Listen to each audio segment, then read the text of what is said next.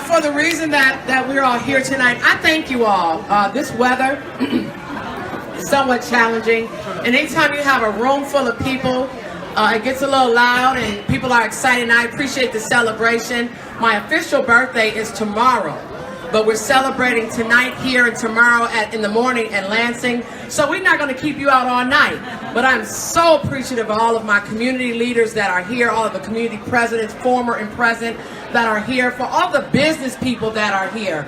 I thank you all for being here. My leadership has been built on the cornerstone of faith and fighting for justice. For faith and fighting for justice. I see my colleague, Rep. Tanisha Yancey over there. Former Rep. Alberta Tinsley Talabi, and former Rep. Brian Banks, who's running for Senate. Faith and fighting for justice. Faith and fighting. Faith and fighting for what is right. Fighting for the least of these. Standing up and being courageous, saying, if I perish, let me perish. I'm going to see the King. I'm going to fight on behalf of my people.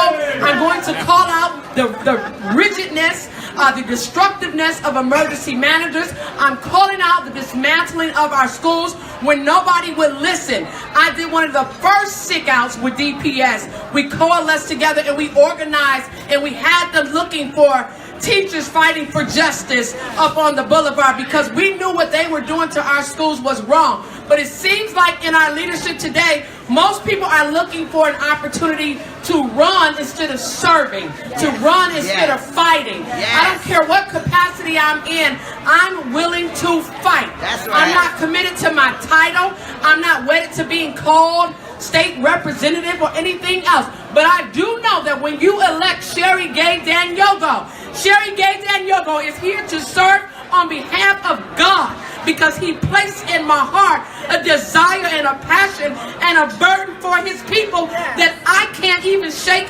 myself. It keeps me up late at night knowing that our children don't have adequate schools, knowing that our community don't have the jobs and the resources and the access, knowing that yes, our city is on a revitalization, but many of our community members, African American and those that have been in our community for years, don't have access to the loans to economic development, knowing that we are losing affordable housing, knowing that we used to have infrastructure dollars that used to come here that would keep people working. We have lost so much. We had great resources, and I love and adore Congressman John Conyers. I honor him. I serve him. I volunteered with him. When many would run away from him and not stand up with him, when those that would try to run against him, I put my name and my face on the line, because I knew that I was standing up for a man that Dr. King stood up for, someone that has fought for us and brought justice to our community. But now we've gotten so complacent. We play deals, we make games, we play games, we make deals, and we don't put the best efforts forward for what is right. We've sold out. So I get tired of hearing us sometimes talking about the developers that come into the city when we ourselves have not done what we're supposed to do. And so yes, I'm exploring a run for the 13th Congressional District. Yes, I pulled petitions for the 13th Congressional District. And I'm calling on tonight any candidate that will step toe-to-toe with me and debate me on the issues of the federal level.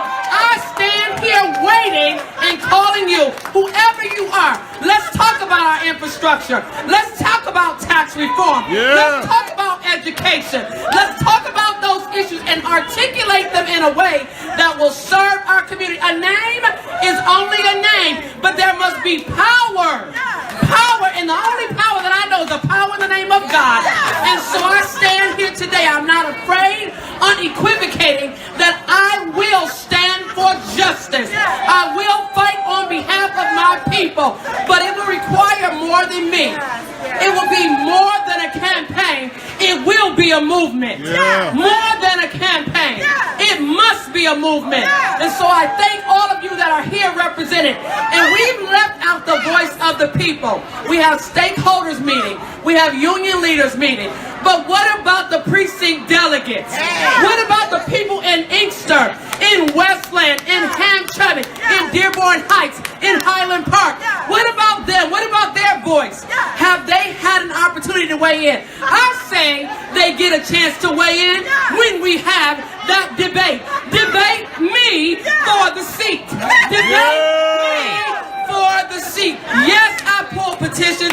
If you like to circulate some, we have them here tonight because we want more than a campaign, a movement. More than a campaign, a movement. More than a campaign, a movement. We don't want somebody that will just get into this seat and be complacent and not know who they're negotiating with.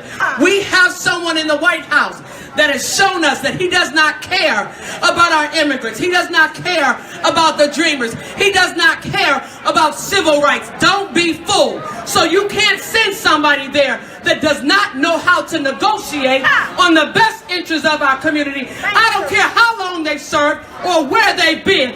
Debate me for the seat. I'm here with my petitions, 13th Congressional District, Sherry Gay-Dagnogo for Congress. Circulate those petitions. Let's go to